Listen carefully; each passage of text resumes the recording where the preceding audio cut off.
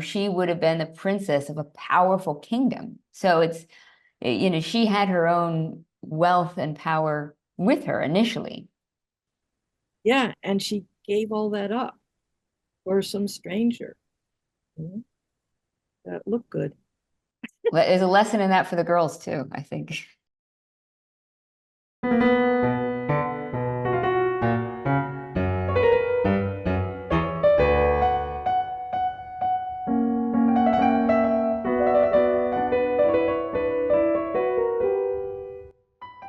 Let me tell you the story of some complicated women.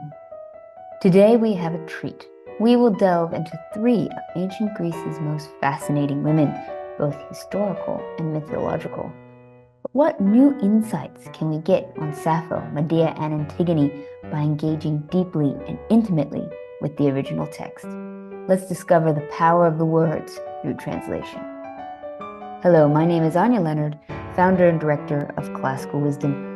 You are listening to Classical Wisdom Speaks, a podcast dedicated to bringing ancient wisdom to modern minds. Today I'm speaking with Diane Rayor, Professor Emerita of Classics at Grand Valley State University, Michigan, where she co-founded the Classics Department in 2000. She has published 6 books of translations of ancient Greek poetry, mythology, and drama, including Euripides' Medea, Sophocles' Antigone, the Homeric hymns, and her most recent translation of Sappho's works and fragments. But before we begin, a big thank you to our Classical Wisdom members who keep Classical Wisdom alive with their support. To subscribe to our free newsletter or join our growing community, please check out classicalwisdom.com. Now, on to ancient poetry, mythology, translation, and more. Well, I want to thank you, Diane, so much for joining me today. You have done a lot of translations and a lot of different books, and we're going to sort of focus on 3 really interesting ones: Sappho, a new translation of the complete works; Euripides' Medea, a new translation; and Sophocles' Antigone, a new translation. And this is very, I must say, I'm fangirling because I love these mythical historical women. I love awesome women translating these women. So I think this is going to be really exciting to kind of look at both the process and these individual texts and characters. So first off, thank you so much for joining me. Thank you. I really appreciate you inviting me on and being able to talk about these exciting female characters and real women. Well, and in the process to getting to know them. So, I'd like to talk about performance culture and the specific plays and poetries that you have translated. But since I know the process of translation, it's a really fantastic way to get to know a text, like on a whole nother level. And there is really so much liberty for translators that I don't think people always realize unless they've kind of spent some more time studying ancient Greek. And, one word can be translated in so many different ways. So perhaps it's best to start with your process. Like, how do you combine poetry and accuracy? What's your sort of tactic for getting started? Okay, yeah. No, I love talking about translation. I have been translating for a very long time, and the moment I started translating, I realized that was the thing for me, because it is the most intimate reading that is possible of a text, because everyone who's reading, of course, is an interpreter, right? You read it, you interpret it, it goes in you. And then what happens with a translator, you become the writer. And so, you have to delve as deep as you can into it and then be able to somehow echo it, imitate it, recreate it, whatever it takes then to get it out in the language that you're putting it into. And so, I always say my superpower is listening, because I do everything aloud. I and the texts that I've translated are all exciting women, basically. I'm interested in and active women, either as characters like Medea and Antigone. I've also translated Helen and Hecuba. The book's not done yet. But so I'm really interested in active, sometimes destructive female characters. But it's the process is getting into as much as I can. And for me, that means reading the Greek, getting the best possible Greek editions. And so that means, usually the most recent, the standard, um, good commentaries where they're available. Oh, and all the scholarship possible that I can read about it to make sure I'm understanding everything. And I'm a classicist, so I already have that historical background. Uh, but it's the back and forth between reading it in Greek, reading it in English, and trying to get those as close as possible. And one thing that you mentioned in terms of all the different possibilities, that's what makes it fun. But that's also why there's a real responsibility here, because back when Catullus translated Sappho, into Latin, he could do whatever he wanted to it, and he did. He made them, her poems, his own. And we have the one, Catullus 51, that's a translation of Sappho 31, and so he could add his name in it. He could do all sorts of things because everybody could read the original Sappho. But that's not true today. So I feel like there's a very particular responsibility to be as accurate as possible, just as the bare baseline is to use the best Greek texts and get it as close as possible to that while making it work in English. So it's this back and forth kind of drawing it closer to the English, then seeing where I need to correct back toward the Greek. And so it's really this back and forth. So for poetry, that's my process. And that's where I start with the plays. But the plays, of course, take an additional very long step. I was just thinking it's amazing how it's sort of like problem solving. There's a very almost mathematical element to it, but also the beauty and the harmony. And I imagine that having a background in the classics is essential for understanding. I mean, there must be so many times where having the historical knowledge is critical for trying to understand the meaning of a sentence. Yes, and that doesn't, there's not always a direct correlation to how it comes out in the translation, but that's also why I like to do notes. For example, I think when you were asking me about it, you mentioned greener than grass in Sappho 31. And that is absolutely essential to know what that meant, what the color term green and what grass means in Sappho's time. So we're talking about around 600 BCE on the island of Lesbos. Green wasn't necessarily the color, although that's where we get chlorophyll, is the Greek word for green. But it's means, like we would say, green wood. So fresh, new, full of moisture, full of life. And grass in ancient Greek is always sexual. And we would not think of grass as sexual now. It's not the first thing that pops to mind, no.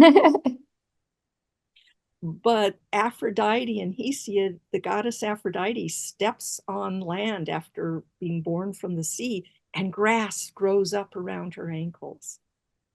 And so always when grass is mentioned, there's fertility, there's sexuality connotations in it. And so knowing these things is important for how one approaches the whole text, even if I can't get everything into the translation, and I know how to slant it in that direction then. Oh, that's fantastic. It really is like an art and a science. So I imagine then it's just completely different for tragedy and drama. I mean, you're just trying to achieve very different goals. Yes. How I got into tragedy actually is because tragedy is made up of dialogue, but also choral lyrics. And so each scene is punctuated by you've got a chorus, and it's all in lyric poetry and then dialogue. So at first, because all I had done previously was poetry, I also translated the Homeric hymns, but I was so accustomed to doing poetry that the choruses came fairly easily to me, and getting the dialogue to be right was the hard part. But then I take my draft to an actual production, and that's where it gets really different, and for me also very exciting, because then it's super collaborative. And so, I mean, you might be familiar with the workshop process for new plays, right? Where a new playwright would bring it to the rehearsal, and then the cast and director, they hone it and change it until it's just right. Well, I've adapted using that process to uh, getting my translation. So we can, I can hear what works and what doesn't. And so again, it's all a matter of listening. That's like primary. It's also a matter of having a wonderful, accommodating director. My director is Karen Libman for 3 of the 4 plays that I've translated. And she has been willing to do a whole, and the other one was too, to do a whole long, like 8-week rehearsal production with actors that are willing to have the lines changed. Because usually when you're rehearsing a play, if the actors stumble, it's their fault. They need to get the lines right. Where for this process, if the actors stumble, it's my problem, because I haven't made the line work so that it can come smoothly out of the actor's mouth and into the audience's ears instantly. And so what I have to keep trying is seeing what works in even, quite rapid dialogue or long messenger speeches, what works in the actor's mouth, the audience's ears, are, while getting closer and closer to the Greek. And so I attend like all the rehearsals, and then I give the cast this long list of changes every night. And we keep doing that until at some point the director says, stop, like 2 weeks, cast really can't handle more changes. Um, so, but sometimes the cast comes up with things just naturally, like they accidentally say something. Sometimes it's, I hear something that's not right, or they'll ask, what does this mean? And I'll realize that my translation didn't do it. Sometimes we can hear the problem even in the first read through.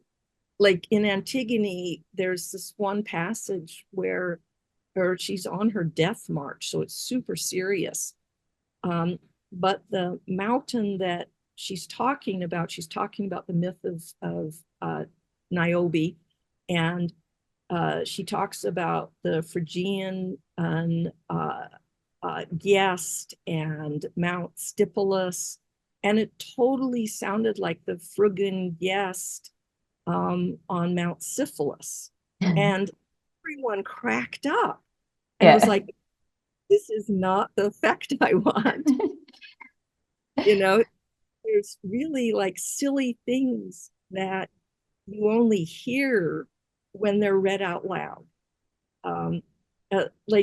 Another one from Medea was just a simple thing that the nurse said, something, let's see if I wrote that down.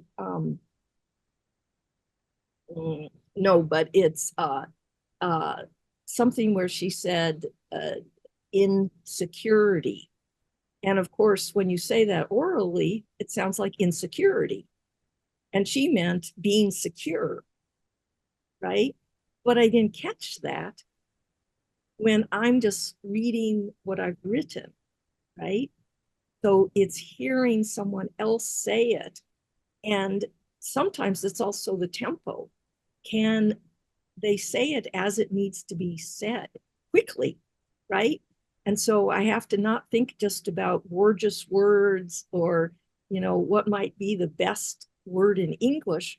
What is a word that they can spit out when they need to spit it out? That's fascinating. I mean, can I say, as a former theater director, I really love your process to this, and it's a really important reminder too about how these works would have been consumed or enjoyed in the ancient world too, because we spend a lot of time reading things that would never have really been read by the vast majority of the ancients. I mean, they would have experienced them listening it. So recreating that accurately, I think, is a really, really valuable process. It's actually how I got started translating drama. Was there were so many directors that were going, well, we piece this together, we take all these different translations and we adapt it and we do this and that. And I want to provide a clean script for directors so that they can just pick it up. They don't need other translations. They've got my notes, my introduction, all the supplementary material, the director's notes, and they can just take that play and then they can adapt it. They can do it in hugely different ways, but at least they know they're starting with something that's close to the Greek, as close as possible. And so let me just show you something. I'm not sure how well this will show up, but I do, Yep. I make it clear so that they can have the scene list, what's each scene, how many actors, and then the dramas, it's all numbered. So the director can go, okay, try, from line 10 to 12 again. And so it's geared toward productions. It works in classrooms, and you don't have to have any background. So it works really well in classrooms. But it's being performed all over the world. I mean, Medea was performed in Singapore quite differently than when it was performed in, other places. Antigone's been, actually, both of them have been performed in the United States, Canada, Australia, UK, and even like the Antigone that was performed in Detroit is going to be quite different than the Antigone that was performed in Tennessee, in a rural Tennessee production. And so they do them quite differently, but it starts with a clean text. And it's even been translated then into, like Antigone was translated into Assamese from my translation. So they started with that and then put it in their own language. My Sappho has been translated into Korean, for example. I mean, so it reaches many people, but certainly the plays, they're meant for production. And so I try to give that kind of help to directors.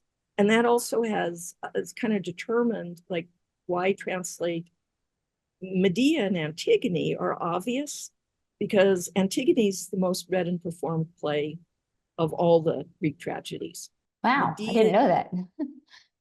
oh yeah, and Medea is the most of all Euripides plays.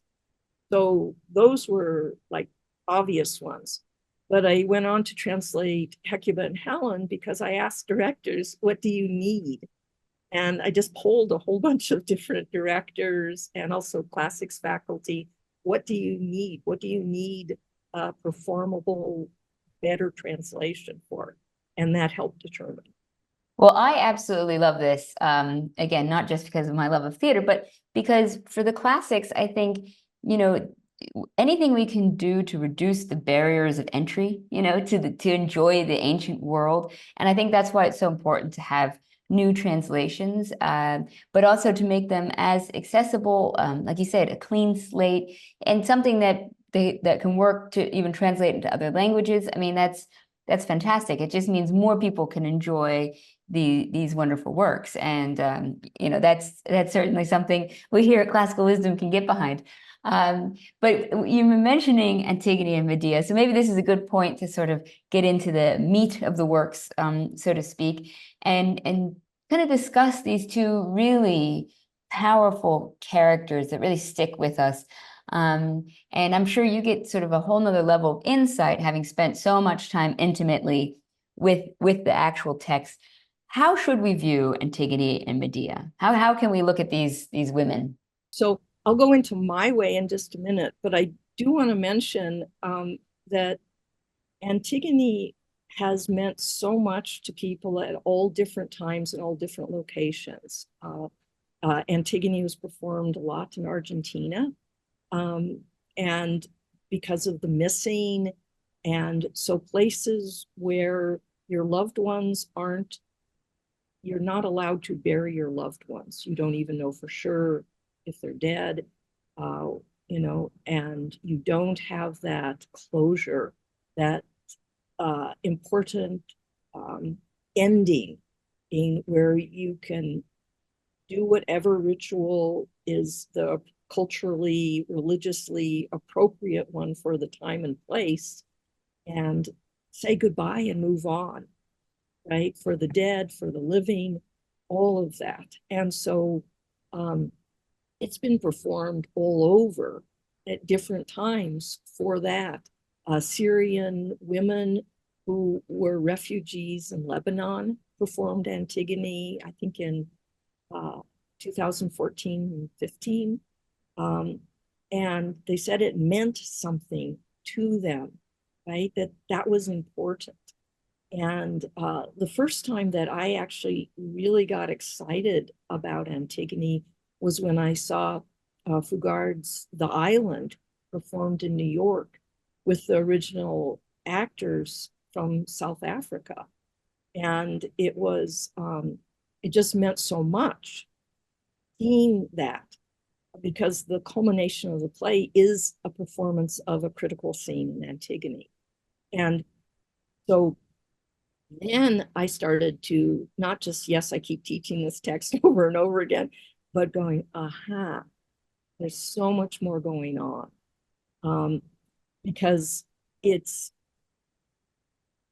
about reestablishing a civil society after a bloody war. It's where, her brothers literally killed each other. And you have a new king, Creon, who is most interested in keeping things calm and establishing his status and control and power. And so then you have the individual, the woman, right, fighting against that.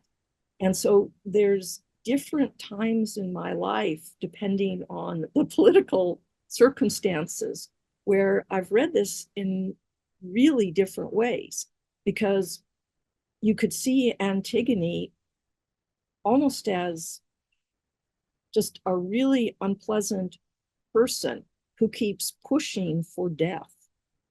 When her sister, she asks her sister to help her with the barrier, and when her sister says no, her sister becomes her enemy.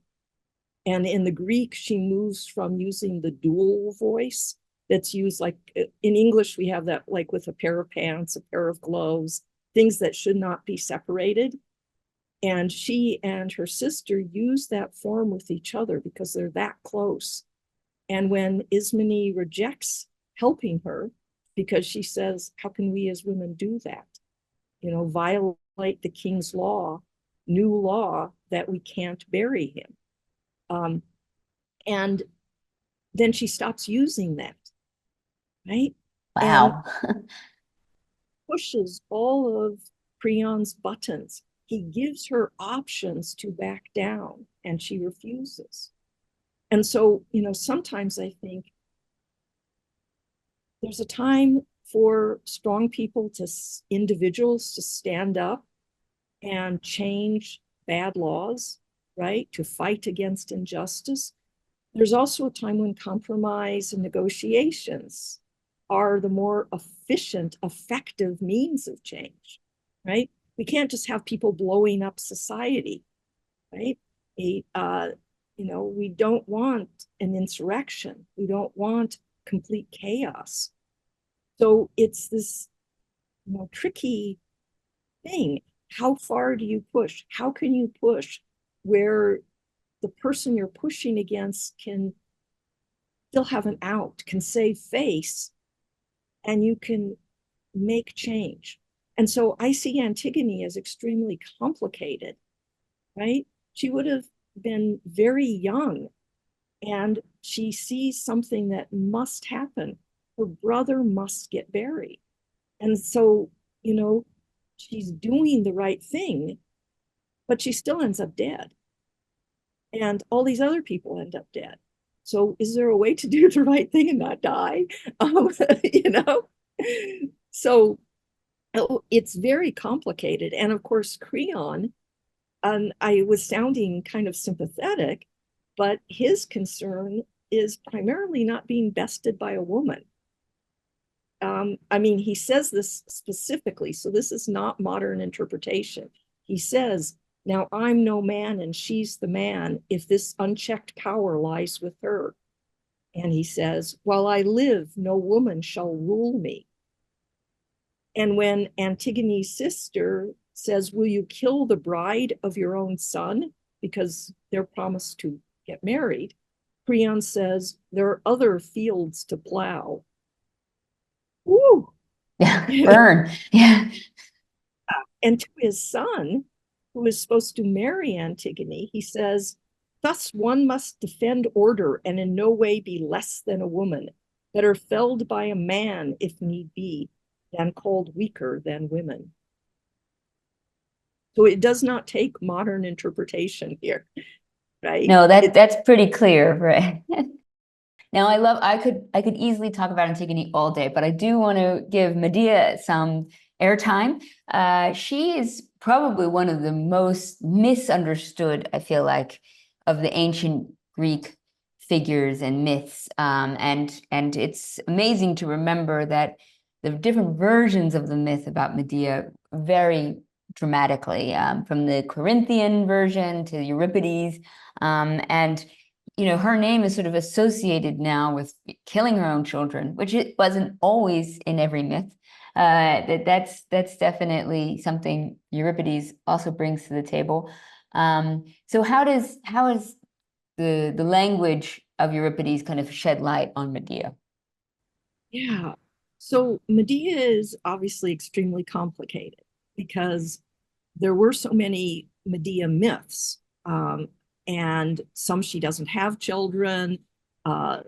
Certainly in a lot, she doesn't murder them. In one, she accidentally kills them, trying to make them immortal. But Euripides' version became the dominant one because he has her kill her two children, kill her sons on purpose. And there's no doubt about that. And I am not pro killing children. However, I hope that doesn't have to be said. However, the way the play presents it, you can see what's going on. And so Medea is a revenge tragedy. So that part is very clear. And the way the play portrays her is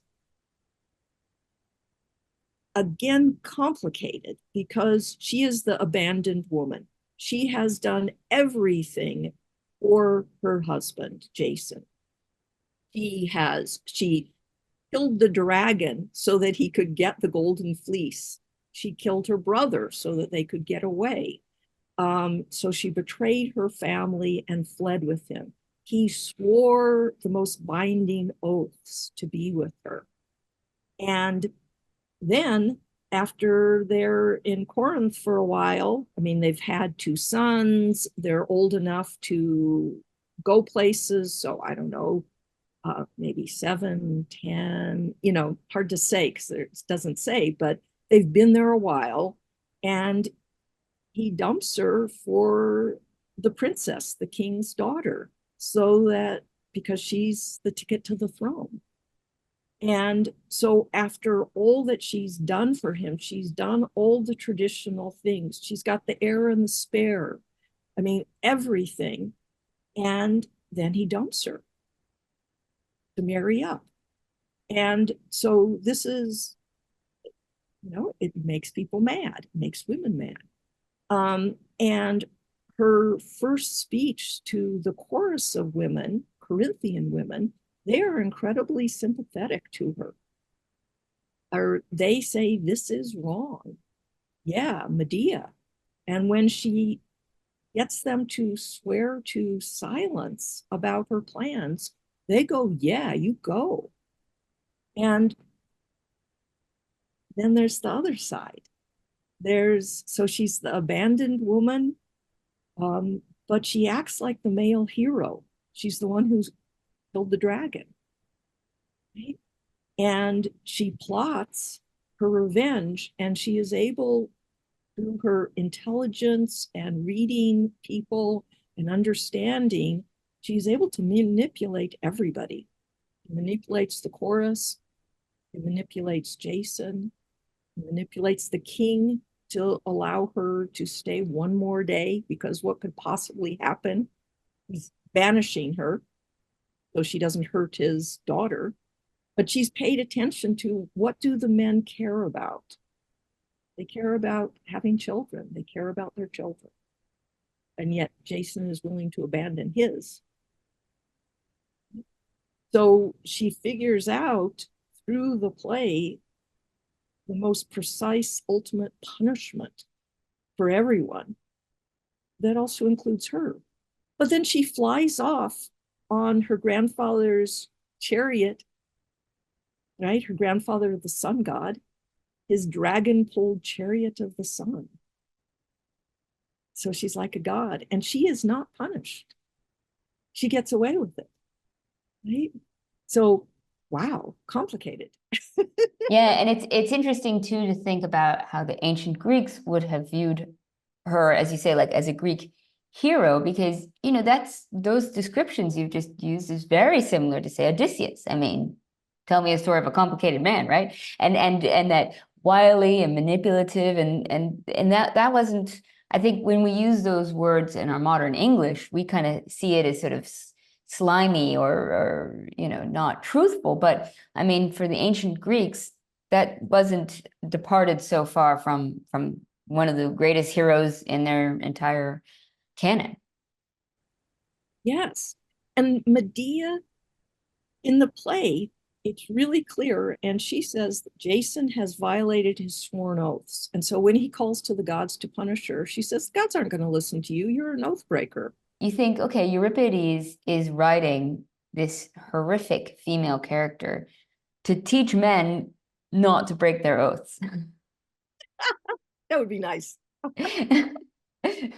Maybe, I don't know. He's like, hey guys, listen up. This is how bad it can get, okay? If you promise your wife something, you better do it. Yeah, and why would he think that everything he knows about Medea, that she would just go quietly? The dragon slayer is just going to go, yeah, okay, divorce. Yeah, I can't go home again, but here I am, exiled somewhere. I can handle it. Yeah, no. Yeah, don't underestimate Medea. And it's interesting. I mean, I mentioned to you before, but that I recently spent some time in Georgia, and you get to learn a bit more about the ancient Colchi kingdoms, and I mean, they were extremely wealthy. And you can go today into the treasury in Tbilisi and see these like riches of gold and these intricate jewelry, and it's interesting when you go to the ancient Greek historian saying, hey, these myths are rooted in the idea that this ancient kingdom had a huge amount of wealth and power. And when you go and you see just the booty and the loot that they would have had, you could see why Jason would have been attracted there in the first place. But it's important to remember that Medea isn't just some foreign girl he picked up. She would have been the princess of a powerful kingdom. So she had her own wealth and power with her initially. Yeah, and she gave all that up for some stranger that looked good. There's a lesson in that for the girls too, I think. Oh yeah, yeah. Okay, well, I want to finish up because we've given Antigone some love, Medea some attention, and I know we're kind of running out of time, but I feel like we didn't touch enough about Sappho. If we have a little bit more time, I'd love to just do a few more words about Sappho because not only are there not that many people who do speak or can read ancient Greek, there's even less who can understand her dialect. And we have so little of her work left, sadly. What are some of the fascinating insights we can get into Sappho's work when you get to engage with it directly? Yeah. Well, the fragmentary pieces that remain of Sappho's work give us glimpses into a woman-centered life and a woman's voice from ancient Greece that we otherwise completely lack. And so there's something Sappho can give us that no one else can. And the body of her work was homoerotic. Anytime where desire is mentioned, it's desire for other women. And so that's important. There's a lot of other topics because she would have performed for groups of her female friends, but she would have also performed for festivals for the whole society. She performed hymns to the gods, marriage hymns. She has lots of surviving fragments about family. And so, but it all gives us what were people interested? What was life like then? And what did they want to hear in these performances? So it gives us something that we can't get otherwise. And so I try to give this image of Sappho where we have to picture her with different groups, but that she was so respected and so valued in her time and afterward that even all these centuries later, some of her works remain. And in my translation, the reason I did this second edition is because there was new things that came out about finds in 2014, and they were wrong in my first edition. So I had to correct those, but I ended up making over 70 corrections and adjustments, sometimes quite large. Sometimes it was a single word, but sometimes it was like stanzas different. New things that, like, sometimes a word was found, that just fits into another poem. I mean, just so it's the most up to date. There was a new Greek edition from 2021 that I was able to use even before it was in print because the author graciously let me use the PDF of it. And so, I want us to picture Sappho as having something unique to say, that so many people imitated her and kept her work going. And I try in my translations to be very precise on the gender, the desire. So like in one poem, I was the first one to translate what other people had translated as boy as girl. It's a neuter word. And so, is it expressing desire for a boy or a girl? Well, given the context of all her poems and how that particular word is used in what survives, it was pretty clear it should be girl. So, it's details like that that help illuminate the gender of the desire. And so that's something I'm really aiming for. Yeah, it's amazing. I mean, I'm a huge Sappho fan, and I know she's become quite iconic. But it is also interesting when you put her in context of the ancient time period. Like, and I think it is important for people to remember how her works were performed. That I sometimes wonder that for modern audiences, when we think of poetry, we always think of it as, these sort of romantic figures sitting in an attic with the rain hitting the window pane, like pouring out their soul individually, and then somebody individually reading that soul. But Sappho would never have sort of seen poetry that way. No, because it's that performance culture. Things were performed, right? You performed solo, you performed in choruses, singing and dancing. There's a word that's for the singing and dancing together. Um, Dramas, they were all performed in competitions, lots of competitions, lots of performance. Everybody would have been performing in something at some point in their life, if not multiple times, for religious occasions, for other things. And so, we need to think about it in terms of that performance.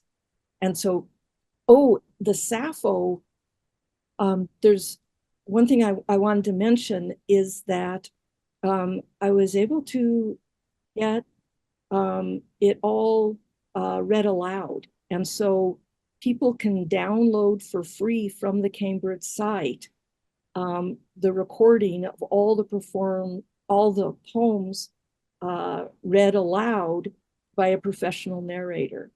And so that's like a free resource. You don't have to buy the book. Wonderful. Yeah.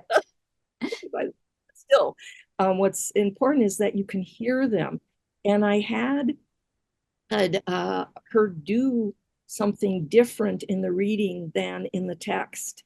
In the text, I kind of imitate if it was a torn papyrus, you can see the brackets and ellipsis and all of that. It's something I've been doing in my translation since I started. But for the audio, it needs to, that's really boring to listen to that way for the little bits.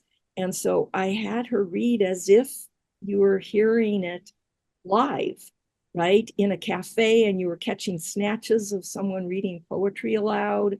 Or how in a cafe you hear like snatches of conversation? So fragments work well that way. And then, of course, the substantial poems, I had her read it more straight. But again, I was trying to, how do you imitate the performance culture?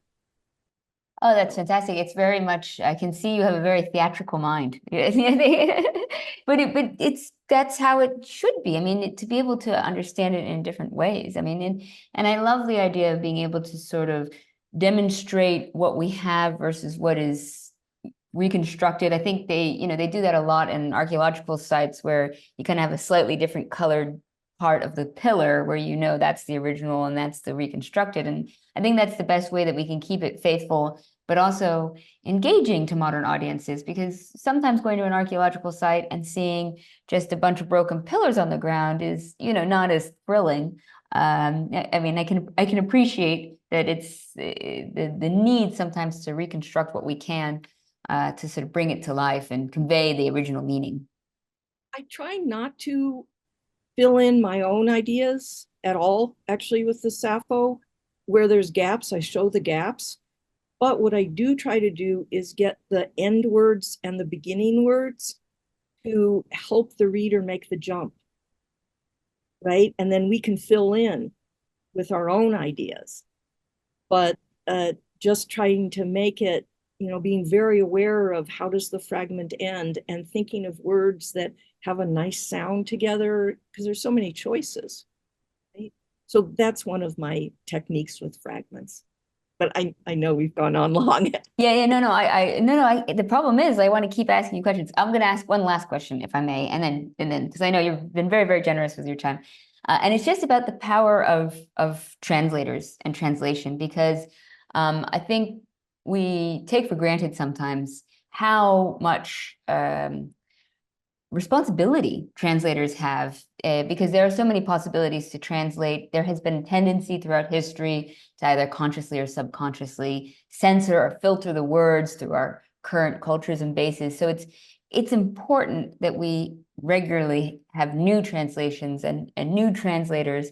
And so, but right now, there aren't as many future generations of ancient Greek and Latin learning kids. So what would you say to the future translators? Like how can we help encourage sort of a love of translation? What's the fun of being a translator, basically? There's two parts to that. Translating is fun. It's like this incredible puzzle where you're putting things together and seeing how language works, and you get into it, like I said before, the intimacy of it. So it is really, really fun playing with words. But I think for translators to keep going, they need to be valued. And so it's not an internal thing. I know lots of students I've had would love to translate. There is no money in it. Unless you become a very famous translator, you don't get, even for academics, you don't get valued for that. I have been. I'm in a very fortunate situation. However, most translators start translating after they've established tenure if they're academics and have a whole, they've proven themselves in the traditional matters. And now, like Emily Wilson, can go off and translate. And or they're independent translators who have other sources of income. And so translators need to be rewarded. They need to be credited, right? Their names need to be on the cover, translated by, right? People need to be talking about, ooh, what's the best translation? And have you read the translation by, right? So recognizing and rewarding the work will help the younger generation be able to do this, where if it's valued, or personnel decisions, something as boring as that, but no matter how exciting and fun translation is, if you aren't rewarded and recognized in some way, how can people do that? And like I said, I haven't had that issue where I am. And so I've been very fortunate that I could be a translator from the beginning. Of course, my income came from teaching. Yeah, that seems to be a common occurrence. Yeah. Well, yeah, no, I think that's a very important point. And I hope maybe with the world of increasing self-publishing, there are some opportunities as well for lovers of translation as well. But to your books, I'm going to make sure to include all the links below so everyone can get the books themselves and the translations, as well as to the audio, so they can read and listen at the same time, which is probably the best way to engage with the text. But I want to thank you so much for taking the time and illuminating wonderfully, I think, new aspects and insights into these three fantastic women from the ancient world. So I really, really thoroughly enjoyed it. And I just thank you for taking the time. Oh, I've enjoyed it very much. Thank you.